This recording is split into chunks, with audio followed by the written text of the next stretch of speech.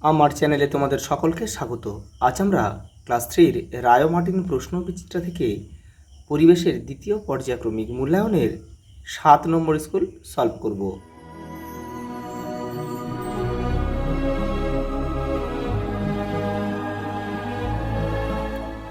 দেখো, প্রথম প্রশ্ন, অচেনা জায়গায় পৌঁছানো সহজ উপায় হচ্ছে ঠিকানা। বর্ষাতি তৈরি হয় সিনথেটিক কাপড় দিয়ে। বাজারের পাশের বাড়িতে দুর্গন্ধ আসে। টুনটুনির বইটি লিখেছেন উপেন্দ্র কিশোর রায়চৌধুরী। সিনথেটিক উল পাওয়া যায় খনিজ তেল থেকে। পরের প্রশ্ন দেখো, শূন্যস্থান পূরণ করো। দেশের সব বড় ডাকঘরে কি আছে? ডাকঘরের পিনকোড আছে।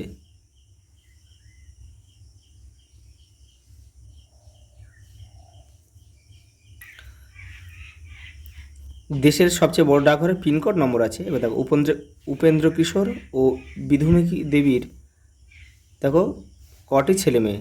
6টি। ভূমিকম্প প্রবণ অঞ্চলে কাঠ দিয়ে ঘর বানানো উচিত। কাঠ অথবা টিন দিয়ে ঘর বানানো উচিত। গ্রীষ্মকালে সুতির পোশাক পরা আরামদায়ক। মানচিত্রে সমুদ্রকে নীল রং দিয়ে বোঝানো হয়। দেখো, ছকটি পূরণ করো। ঘরের অংশ কি কাজে লাগে আর না থাকলে কি হতো? দেখে নাও। দেখো, প্রথমে রয়েছে দেয়াল। কি কাজে লাগে? দেখো, ঘরের কাঠামো ও গোপনীয়তা রক্ষা করে। কাঠামো ও গোপনীয়তা রক্ষা করে। না থাকলে কি হতো? দেখো, নিরাপত্তা থাকবে না।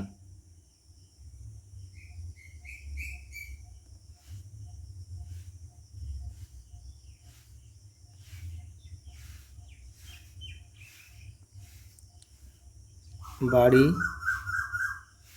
ভেঙে পড়বে। দরজা কি কাজে লাগে? প্রবেশ ও প্রস্থান।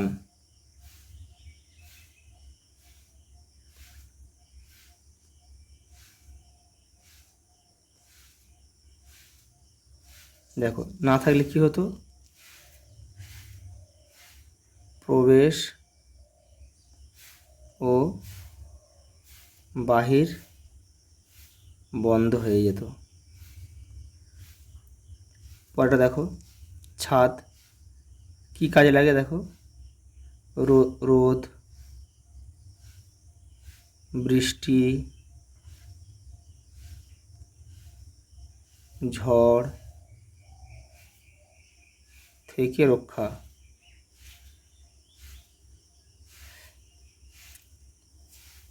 দেখো, না থাকলে কি হতো? রোদ, বৃষ্টি সরাসরি পড়তো।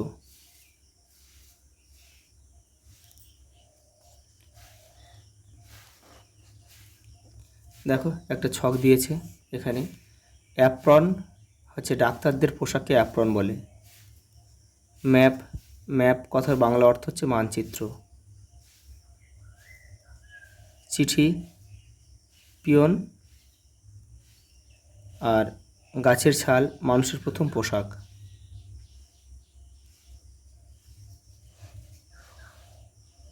ওটা দেখো,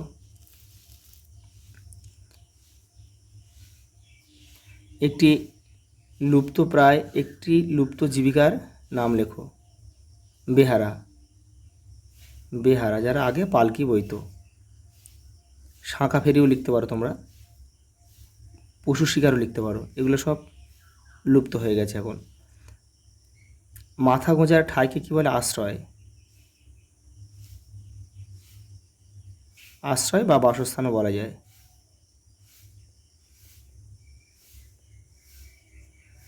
যিনি বাড়ির নকশা তৈরি করেন তাকে কি বলে? তাকে বলে স্থপতি। বাংলায় বলা হয় স্থপতি, বা তোমরা আর্কিটেক্টও লিখতে পারো, আর্কিটেক্ট কয়টয়।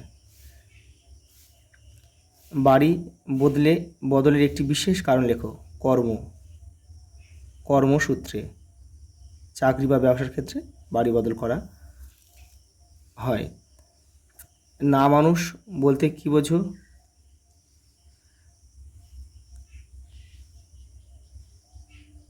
মানুষ ছাড়া অন্যান্য প্রাণী। তারপর দেখো, একা থাকতে ভালোবাসে এমন কয়েকটি প্রাণীর নাম লেখো। যেমন বাঘ, চিতা,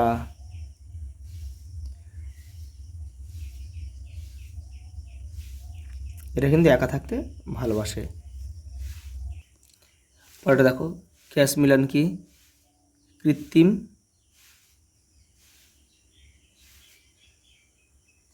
উল বা পোশাক বা পশম।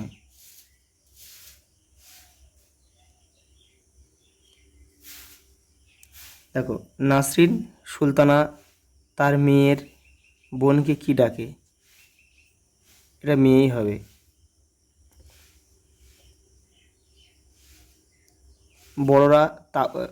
বড়রা তাঁবুর বাইরে কি করত? তারা পাহারা দিত।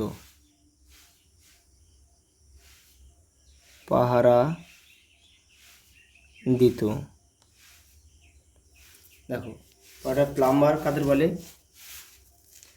যারা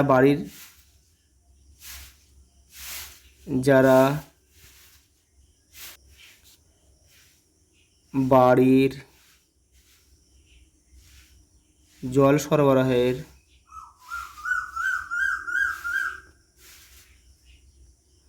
সরবরাহের পাইপের কাজ করেন।